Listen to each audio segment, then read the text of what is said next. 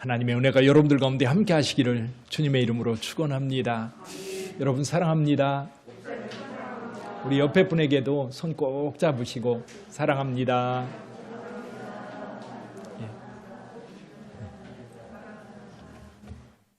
오늘 제목을 자녀의 마음 회복이라는 제목으로 제목을 정했습니다. 여기 계신 분들, 우리 청소년들도 있고 아기도 있지만 대부분 어른들입니다. 근데 어른들이 뭐 때문에 자녀의 마음을 회복해야 될까?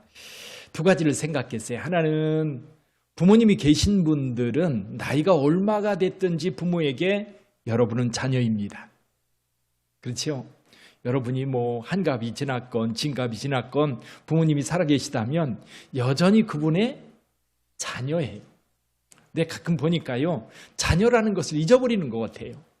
다만 부모에 대한 어떤 무거운 짐만 가지고 있는 경우를 가끔 보게 되는데 여전히 그 부모에게 우리는 자녀이어야 되고요. 또 한 가지는 오늘 본문의 말씀처럼 우리에게 아버지가 계세요. 우리가 아빠, 아버지라고 부를 수 있는 우리 아버지께서 계시기 때문에 그 아버지 앞에서 우리는 여전히 자녀로 살아야 되겠다.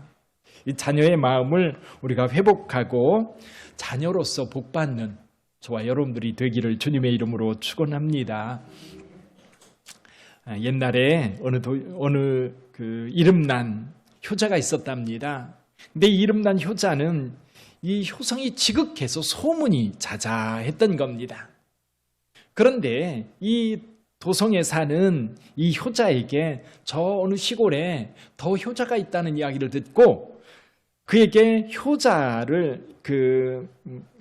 효자의 노하우를 배우기 위해서 찾아갔어요. 찾아갔더니 마침 아들은 산에 나무하러 갔고 노모 혼자 계신 거였습니다. 그래서 도시 효자가 찾아온 이유를 말씀드렸지요. 그랬더니 이 노모왈, 우리 아들 참 효자지요.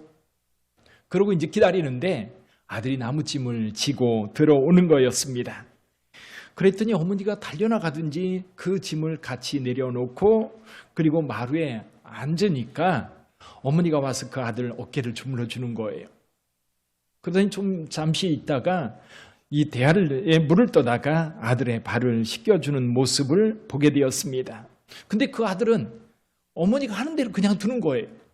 이 도시에서 온 아들이, 이 효자가 그 모습을 보면서 이런 불효자가 어디 있나?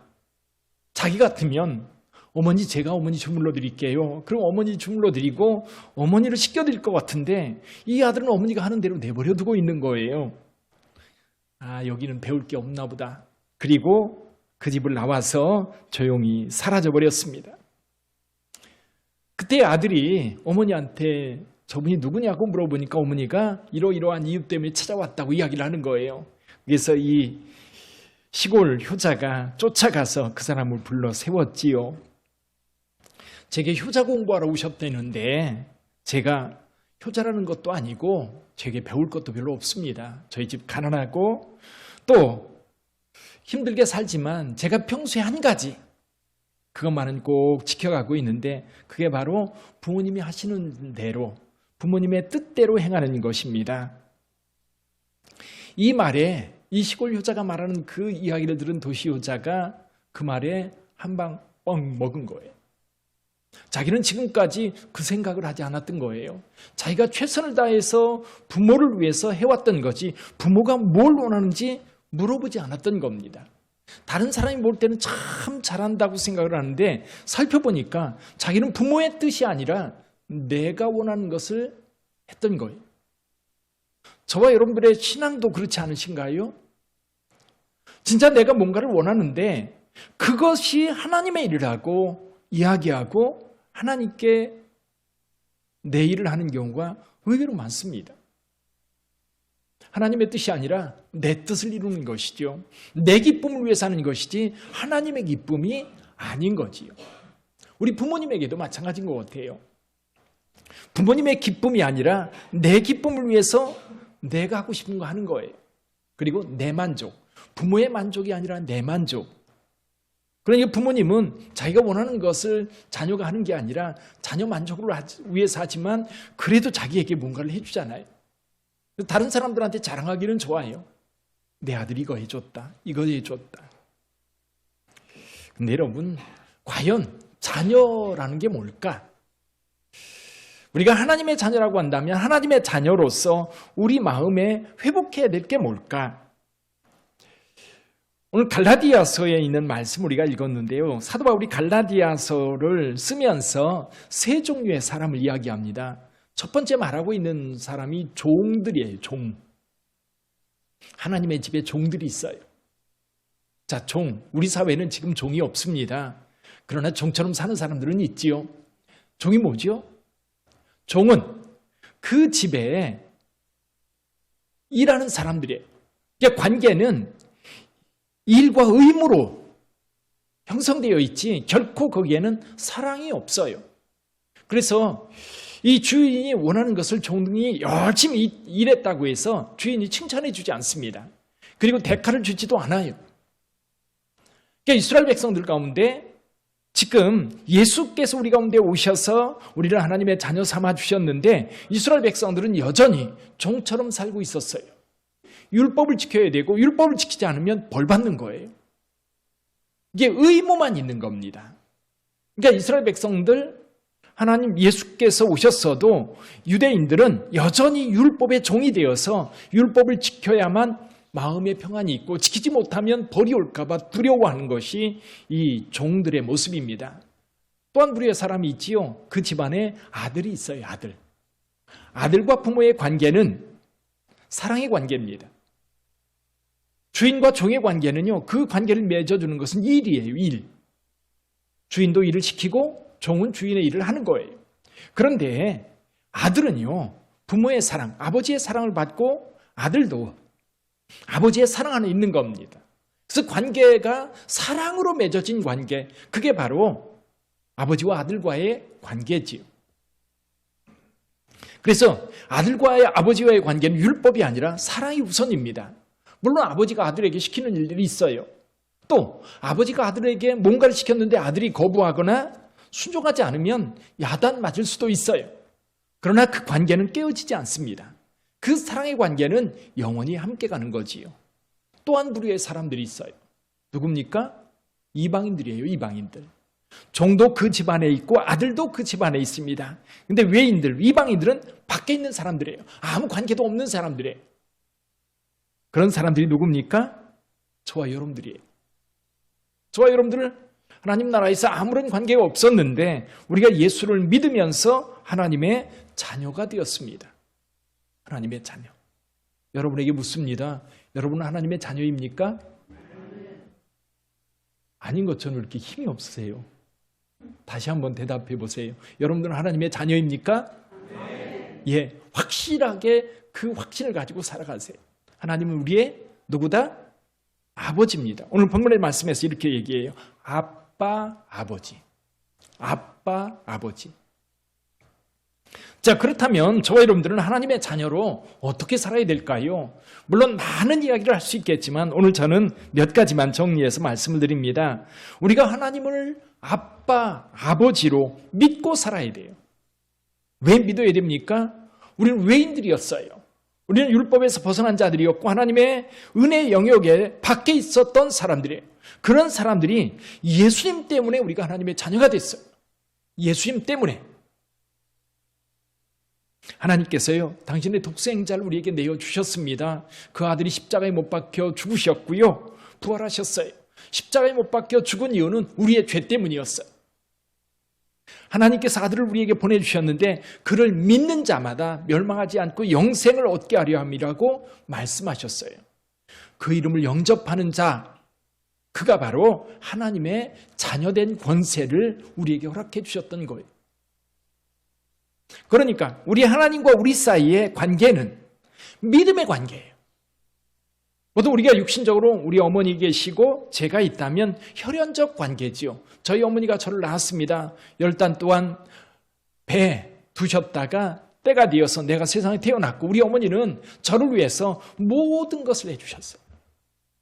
물론 그분에게 능력이 많아가지고 하고 싶은 거 다 해주시지는 못했지만 그래도 부모의 능력 안에서 내게 할 수 있는 최선의 것을 다 해주셨어요. 그렇게 해서 부모와 나 사이의 관계가 형성된 겁니다. 그리고 그 사이에는 사랑이라고 하는 것이 연결되어 있지. 근데요, 저와 여러분들과 하나님과의 관계는 믿음으로 형성되어 있고, 믿음으로 우리가 하나님 앞에 나아갈 때에 하나님께서 우리를 향한 사랑, 그 사랑을 내가 믿음으로 받아들일 때 관계가 형성되는 거예요. 믿음이 없으면 하나님은 아무 관계도 아니에요. 저와 여러분들에게 아무것도 아닌 거예요. 오늘 여기 앉아 계시지만 여러분들 중에 믿음이 없다면 하나님에 대해서 아버지라고 부를 수 있어요? 안 불려져요. 하나님께서 내 아버지라고 하는 믿음이 없는데 어떻게 아버지라고 불러요? 제가 지나다니면서요, 저한테 아버지라고 부르는 사람 한 사람도 못 봤어요. 저는 가끔 친구들 아버지한테 아버님이라고 해요. 친구들, 친한 친구 어머니에게 어머니 그렇게 얘기를 해요. 그런 경우도 내 아들과 같이 있을 때 그들이 그러면 받아들여지지만 생뚱맞게 지나가는 청년이 다가가니 아버지, 그런 애들은요, 뭐 요구하는 애들이에요. 그런 경우 혹시 보셨을지 모르겠어요. 그런 경우 있어요. 와가지고 아버님 저 돈이 없는데 차비가 없는데, 그런 놈들이 가끔 이상한 소리 하는 경우가 있어요. 근데요, 저와 하나님과의 관계는 믿음의 관계다. 믿음으로 하나님을 인정하고 하나님의 그 사랑을 받아들일 때, 근데 하나님께서 우리를 어떻게 사랑하셨어요? 당신의 아들 독생자를 내어주기까지 사랑하셨다는 거예요. 루지애나주의 폰차트렌이라고 하는 호수가 있습니다. 여기에 이 여객선이 침몰하는 사건이 있었다고 그래요. 근데 여객선이 침몰했는데 거리가 그렇게 멀지는 않았나 봐요. 근데 그 배에 6명의 자녀를 둔 아버지가 타고 있었어요. 배가 이제 충돌을 해서 가라앉기 시작하니까 아버지가 그 아이들에게 이렇게, 내가 너희들 다 구해줄게, 기다려. 그리고 한 아이를 데리고 헤엄쳐서 건너오는 겁니다. 데려다 놓고 다시 헤엄쳐서 가서 두 번째 아이를 데리고 옵니다. 한 사람, 두 사람, 아무리 수영을 잘해도요, 여러분 왔다 갔다 하면서 아이들을 데리고 건너간다고 하는 게 보통 일이 아닙니다. 네 번째 아이까지 데려왔을 때는 이미 기진맥진했었어요. 근데 주변 사람들이 말렸습니다. 당신 또 들어가면 죽는다. 그때 뭐라고 얘기해요? 아니야, 아이들이 기다리고 있어. 그래서 5번째 또 들어갔습니다. 그 아이, 5번째 아이를 데리고 나왔어요. 정말 이제는 더 이상 움직일 수 없는 그런 상황까지 갔어요. 그래서 주변 사람들이 다시 말립니다. 이제 됐어. 그만해. 아니야, 지미에게 내가 다시 오겠다고 약속했어. 난 가야 돼. 그리고 그 아버지가 헤엄쳐서 다시 들어갑니다. 더 이상 헤엄칠 능력이 없어서 그 아이를 꼭 끌어안고 그대로 가라앉고 말았습니다. 사랑은 여기 있으니 우리가 하나님을 사랑한 것이 아니 오직 하나님이 우리를 사랑하사 우리의 죄를 위하여 화목제로 그 아들을 보내셨습니다. 그 하나님의 사랑, 그 아버지의 그 큰 사랑을 우리가 받은 거예요. 그것을 믿음으로 인정할 때에 아버지는, 하나님은 우리의 아빠가 되는 거예요. 아빠가 되는 거예요. 그렇다면 그 아빠를 믿는 믿음으로 살아야 되겠지. 7살 먹은 아이가 방학이 되어서 도시 친척집을 방문했습니다. 요즘에는 그런 일이 많지 않은데요. 저희 어렸을 때만 해도 방학 되면 친척집에 가서 며칠 있다 오는 경우가 종종 있었어요. 이 아이가 그 친척집에 가서 며칠 있는 동안 동네 아이들하고 사귀었어요. 어느 날 모여서 재미있게 놀고 있는데 이 아이들이 그동안 아버지가 누차 그러면 안 된다고 하는 그 일을 위해서 그 일을 가지고 아이들이 놀기 시작하는 거예요. 이 아이가 가만히 생각하다가 슬그머니 아이들 사이를 빠져나와서 이 친척집으로 가고 있습니다. 한 아이가 등 뒤에서 불러요. 야, 무슨 일 있어? 그랬더니 그래, 우리 아빠가 두려워서 그래. 그랬더니 뒤에서 아이가 말합니다. 근데 네 아빠는 멀리 있잖아. 그래, 나도 알아. 하지만 아빠는 내게 항상 잘해주셨거든. 그래서 아빠의 마음을 상하게 하고 싶지 않아. 그러고 아이들을 떠나는 거예요. 저는 이 이야기를 보면서 그런 생각이 들어요. 우리 성도님들도 그 마음 가지고 살았으면 참 좋겠다. 아버지가 지금 없으니까, 아버지가 멀리 있으니까 아버지 모를 수 있어요. 그런데 아버지가 늘 얘기했던 그것을 마음에 새기고 아버지가 없는 상황 속에서도 아버지의 마음을 생각하고 그렇게 아버지의 뜻을 따라 움직일 수 있는 저와 여러분들이 되면 얼마나 좋을까요? 그렇게 살 수 있기를 바랍니다. 이게 믿음이에요. 우리 하나님은 여기 계시지 않아요. 적어도 우리 눈에, 우리 손으로 만져지는 그런 분이 아니지만 우리 하나님은 언제나 살아계셔서 우리와 함께 하신다고 우리는 입으로 고백하면서 살고 있습니다. 근데 어떤 때는 진짜 하나님이 없는 것처럼 그렇게 살 때도 많잖아요. 그래서 언제나 우리가 하나님을 믿는다라고 말하는 것은 하나님을 의식하고 사는 것이고 하나님께서 여기 코람데오 여기 우리와 함께 한다고 하는 것을 믿고 사는 거지. 두 번째로 우리가 생각할 수 있는 것은 그거예요. 하나님을 믿는다면 단순한 믿음으로 하나님을 의지해라. 사실 어린 아이들은 아빠를 믿을 수 있나 없나 따지지 않아요. 그렇죠? 만약에 의진이가 우리 안 집사님이 의진이가 생각하기를 우리 아빠는 나를 책임질 만할까? 요즘에 한 아이 교육시키려면 5억 6억이 든다는데 우리 아빠에게 그런 능력이 있을까? 물어볼까요? 안 물어봐요. 물어보지도 않고 아빠의 능력이 얼마나 되는지 생각도 안 해요. 그냥 땡깡 부리는 거지요. 아빠는 다 해줘요. 그러니까 아이는 우리에게 부모님에게 아이들이 그런 믿음을 보이듯이 우리도 하나님 앞에 그런 믿음이 필요한 거예요. 그냥 믿는 거예요. 하나님이 과연 해주실까? 하나님이 진짜 나를 사랑하시나? 그런 거 묻지 않아요. 그냥 아버지가 그냥 우리 하나님이 아빠라고 한다면 그냥 하나님을 기대는 거지. 가네스 바네아에서 어떤 일이 있었어요? 가네스 바네아 가나안 땅 입구에서 이스라엘 백성들이 모여서 가나안 정탐해서 과연 우리가 들어갈 땅이 어떤 땅인지 알아보자. 그래서 12지파 대표 12명을 모았습니다. 40일 동안 가나안 땅을 정탐하고 돌아왔어요. 그들이 보고합니다. 거기 정말 좋은 땅이더라. 그러면서 그 증거를 보여줍니다. 가나안 땅에서 채취해온 과일을 보여주면서 이게 바로 그 증거다. 정말 좋은 땅이다. 근데 문제가 한 가지 있어. 그게 뭐냐면 그 좋은 땅에 아무도 없으면 얼마나 좋겠어. 근데 거기 누가 있어요? 아낙 자손들이 살고 있는 거예요. 그들의 키가 얼마나 장대한지 그들 앞에 서니까 우리가 메뚜기 같더라는 거예요. 그들의 성읍을 보니까 얼마나 성읍이 견고한지 우리는 도저히 그 성을 선명할 수 없어. 10사람이 이렇게 보고합니다. 근데 요수아와 갈렙은 딴 얘기를 하는 거예요. 아니야. 하나님이 기뻐하시면 그 땅 우리에게 주실 거예요. 우리가 싸워야 된다고 생각하니까 겁나는 거예요. 근데 여호수아와 갈렙은 하나님이 싸우실 거라고 생각하니까 두렵지 않은 거예요. 그래서 여호수아와 갈렙이 하는 얘기가 그겁니다. 우리가 가나안 애굽 땅에서 어떻게 나왔느냐는 거예요. 애굽 땅에 그 강력한 군대, 그때 당시 세계에서 최강의 군대를 가지고 있는 애굽 사람들에게서 그들이 어떻게 빠져나왔어요? 그들이 추격할 때에 그들이 어떻게 그들에게서 구원받았어요? 앞에 홍해바다가 막혀 있을 때에 그들이 어떻게 홍해바다를 건너왔어요?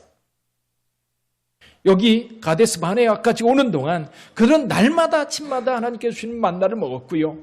하나님께서 열어주신 그 반석을 통해서 물을 마셨어요. 그러니까 여호수아와 갈렙은 그거예요. 지금까지 하나님 우리에게 어떻게 역사하셨는지 봐라. 그 하나님이 우리와 함께 하신다면 가나안 땅도 우리의 땅이다. 그들은 우리의 밥이다. 그렇게 말할 수 있는 거예요. 지난주에 우리 김태우 집사님이 가셨어요. 우리 유족들도 여기 계신데. 돌아가시기 전에 김태우 집사님 찾아뵙고 찬송 한 10곡은 불러드렸나 봐요. 찬송을 부르면 그렇게 좋아하세요. 기도하면 아멘, 아멘 하시고. 이제 발음도 제대로 안 되고 한쪽 마비가 오시고 거의 눈도 제대로 못 뜨시는 눈 감고 있다가 이렇게 이제 뜨시기도 하고 손 잡으시면 저희 손 꼭 잡으시고. 제가 그 김태호 집사님 위해서 찬송하고 기도하고 장례를 치르면서 그런 생각이 들었어요. 우리 김태호 집사님 우선 죽음에 대한 두려움이 없는 거예요. 그게 뭔지 아세요? 죽음에 대한 두려움 본인도 느끼는 거예요. 지금 죽음이 가까이 왔어요. 몸도 움직이지 못하는데 물론 소리만 살아서 이제 우리의 소리를 듣고 찬송하고 가지고 그 마음에 아마 두려움이 있다면요. 그 두려움이 얼굴에 다 드러납니다. 얼굴에 다 드러나요. 그리고 그 불안한 모습이요. 얼마나 그 몸을 움츠러들게 만드는지 몰라요. 몸이 빳빳하게 굳거든요. 보통 그런 믿음이 없는 분들이 이렇게 돌아가시고 나면. 그래서 제가 장례를 치르면서도 그런 얘기를 했습니다. 김태우 집사님처럼 갔으면 참 좋겠다. 우리 마지막이 그렇게 고통스럽지도 않고 자녀들 다 와서 인사하고 그 시간 있는 거예요. 그게 2주 동안 누워 계시면서 가족들 다 와서 손잡고 인사하고 사랑한다 말하고 그 시간이에요. 그 시간. 그 시간이 고통의 시간이겠어요? 행복한 시간이지요. 보고 싶은 자녀 다 올 때까지 기다리셨다가 하나님의 부름을 받으셨어요. 그래서 김태우 집사님을 생각하면서 이분은 죽음에 대한 두려움이 없다. 그렇다면 그가 죽음에 대해서도 기쁨으로 받아들일 수 있는 게 뭘까요? 하나님 믿는 거예요. 다른 거 아니에요. 하나님 믿는 믿음이 있기 때문에 천국에 대한 약속이 있기 때문에 그 약속을 믿고 있기 때문에 두렵지 않은 거예요. 불안하지 않은 거예요. 긴장하지 않아도 되는 거예요. 그러니까 우리 입관하는데도 유족들이 할아버지 얼굴을 보면서도 우리 할아버지 그냥 주무시는 것 같아. 그렇잖아요. 왜? 어디에서 그런 게 만들어졌을까? 물론 우리 김태우 집사님이 노년에 예수 믿기를 시작했다면 진짜 아름답게 예수 믿으셨어요. 돌아오시기 전까지도 늘 성경 쓰시고 찬송 드리시고 기도하시고.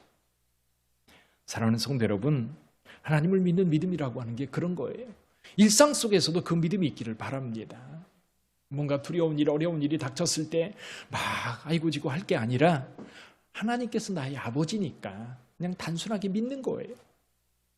하나님이 알아서 하시겠지. 그렇죠? 내가 아파도 아버지가 알아서 병원에 들어가고 치료해 주는 거예요. 내가 걱정할 거 아니에요. 내가 어느 병원에 가자고 얘기할 거 아니에요. 하나님이 우리의 모든 문제들 해결해 주실 것을 믿고 기도하면서 하나님의 인도하심을 받는 저와 여러분들이 되기를 바랍니다. 또 한 가지는 자녀로서의 열린 마음이 좀 있어야 돼요. 아버지가 계시니까 자신감이 있는 거예요. 그렇죠? 그 자신감으로 사시기를 바래요. 사실 어린아이의 특징이 뭐냐면 호기심이고요. 도전인 거예요. 뭔가 해보는 거예요. 어린아이들인데도 겁이 많은 아이들이 가끔 있어요. 근데 대부분 엄마 아빠가 있으면 그 용기가 어디서 나는지 아무튼 해요. 아빠랑 같이 있으면 해요. 엄마랑 같이 있으면 합니다. 어쩌면 우리도 하나님 앞에서 그런 개방성이 좀 우리에게 있어야 되지 않을까요? 아까도 말씀드렸던 것처럼 나이는 부모님 앞에서 자랑할 게 아니에요. 그렇죠? 부모님 앞에서 내 나이 자랑하고 자랑해서 뭐 할 거예요? 그 엄마가 나를 낳았는데. 제가 가끔 어머니 이제 전화를 드려서 어머니 그렇게 이제 하다가 가끔 제가 임권사님 그래요. 그럼 막 웃으면서 그래. 아니 아들이 무슨 임권살이야. 임권살.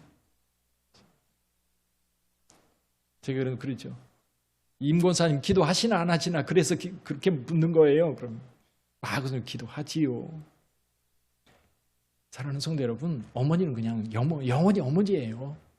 하나님도 그냥 영원히 하나님이에요. 저도 어머니 앞에 가면 아들이잖아요. 그냥 아들인 거예요. 어머니가 그냥 아들이기 때문에 아들로 있는데 가끔 착각할 때가 있어요. 우리 자녀들이 어머니가 노쇠하셨다고 아버지가 연로하시다고 아버지 그렇게 하면 어떻게 하세요? 그러면서 핀잔하고 내 마음대로 부모님의 마음을 어떻게 하려고 하는 경우가 의외로 많잖아요. 그럴 게 아니라요. 하나님이 뭔가 시키면 예 하고 하는 거예요. 사실 갈렙 생각해 보세요. 45년 전에 가나안 땅에 들어왔을 때 헤브론 성 얼마나 견고한 성이었어요. 다른 친구들이 다 안 된다고 할 때에 갈렙만큼은 우리가 그 땅을 점령할 수 있다고 당당하게 말했던 그가 45년이 지난 85세 때 여호수아에게 이렇게 말해. 저 성읍을 내게 주셔요. 내가 점령하겠습니다. 85살이에요. 85살. 모세도 80세에 부름받아 가지고요. 40년 동안 하나님 앞에 헌신했어요. 근데 여러분, 가끔 교회에서 그런 분들 계세요. 내 나이가 몇인데 무슨 식당 일을 할 만하니까 시키는 거예요. 아멘? 하실 만하니까 시키는 거고요. 하나님이 원하시는 거예요. 하나님 앞에서 내 나이가 무슨 상관이 있어요? 나이에 상관없이 주님이 하라 그러면 예, 알겠습니다. 몸이 어디 상하면 알아서 책임져 주시겠지요. 그래요. 사도 요한은 90세에 요한복음을 썼습니다. 괴테도 80세에 파우스트를 완성했다고 그래요. 나이에 상관없이 하나님 앞에 우리는 자녀이기 때문에 하나님이 원하시는 거 있다면 기꺼이 하는 거예요. 기꺼이. 주저주저 하는 게 아니라 아이 내 나이가 뭔데. 아니 젊은 사람들도 시키지. 여러분 하나님 앞에서 그런 얘기할 거 없어요. 나 시켜주는 것만도 감사하고 기뻐서 나 안 시켜주나 그렇게 생각하고 기다리세요. 오히려 더 적극적으로 하나님께서 원하시는 것이 있다면 달려드세요. 언제 다시 하겠어요? 그렇잖아요. 미리 여러분들이 빼지 마세요. 나 때가 되면 못해요. 할 만한 거 있을 때 하나님이 할 만하니까 시키는 거고 할 만하니까 해보라고 하는 거예요. 그래서 저와 여러분들은 혹심을 가지고 하나님께서 뭔가 시키면 그건 또 뭐지? 하고 해보는 거예요. 그리고 그것을 통해서 하나님께서 어떻게 기뻐하실지를 상상해보는 거예요. 하나님이 기뻐하는 일이라면 자신 있게 그 기쁨을 위해서 헌신하는 거지. 여러분 부모와 자녀의 관계는 영원한 관계입니다. 이 관계가 끊어졌다 이어졌다 하는 것도 아니고요. 변경되는 것도 아니에요. 바뀌는 것도 아니에요. 하나님께서 우리 아버지가 되신다면 우리는 영원히 하나님의 자녀입니다. 하나님을 아빠로 부르면서 단순한 믿음을 가지고 주께서 원하는 것이 있다면 그냥 해보는 거예요. 그게 자녀의 마음 아닐까요? 아버지를 사랑하는, 아버지의 사랑을 받은 자녀들의 태도이기도 하고요. 그래서 저와 여러분들이 어린이날 우리 모두가 하나님의 자녀임을 다시 생각하면서 자녀답게 자녀의 마음을 회복하고 하나님의 기쁨을 위해 사는 저와 여러분들이 되기를 주님의 이름으로 축원합니다. 기도하겠습니다.